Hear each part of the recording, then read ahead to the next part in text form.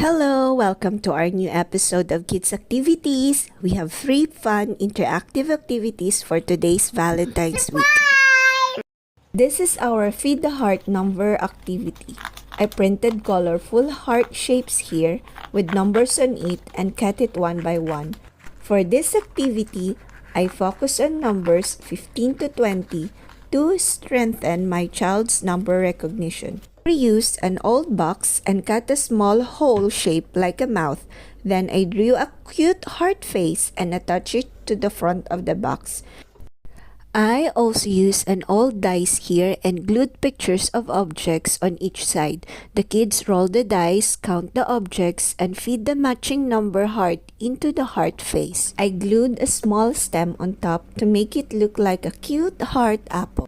If you're new here in our channel, please consider subscribing. On this channel, I share simple learning activities for kids and free printables for busy parents. And now, it's playtime! You want the heart? Okay, let's count the heart.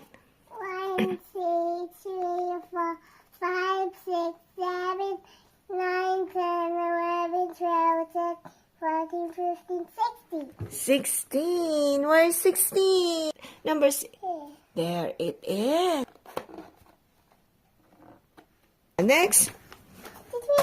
Yay! Let's count the mushroom. Yeah. Count the mushroom. 1, 2, 3, 4, 5, 6, 7, 8, 9, 10, 12, 13, 14, 15. 15! Yeah. That's number 15. Let's put it inside the mouth. There you are. For our second activity, we're learning about emotions in a fun and interactive way.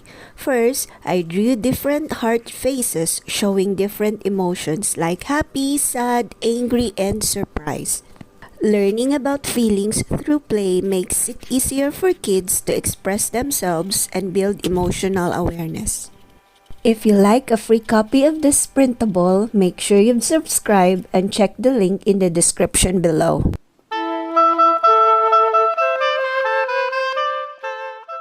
Then, I cut each heart and after this, I laminated them to make it more durable.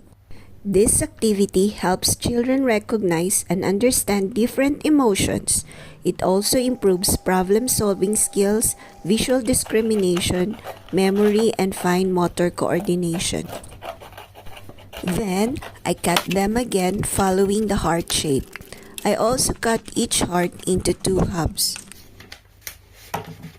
This is a magnetic sticker.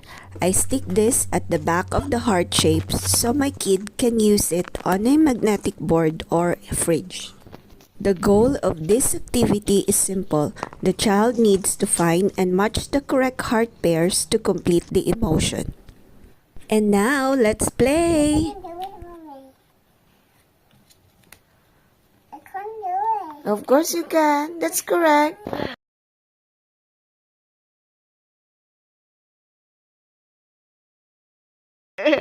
Is this the one? Like that? That's very funny. No? Surprise! And that's How about this one? Very angry. that's very funny. Next is the alphabet tracing. I will be needing different colors to draw small hearts and big hearts on the paper. Inside each heart, I wrote lowercase and uppercase letters. Now, I'm making short tracing lines to guide the kids as they connect each pairs. The kids will connect the dots by matching the small letters to each corresponding big letters. This activity helps with letter recognition, pencil control, and fine motor skills. And now, let's play!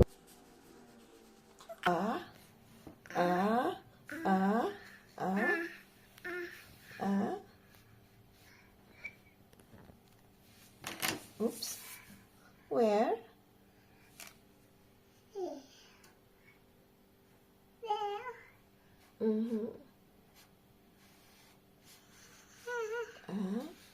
That is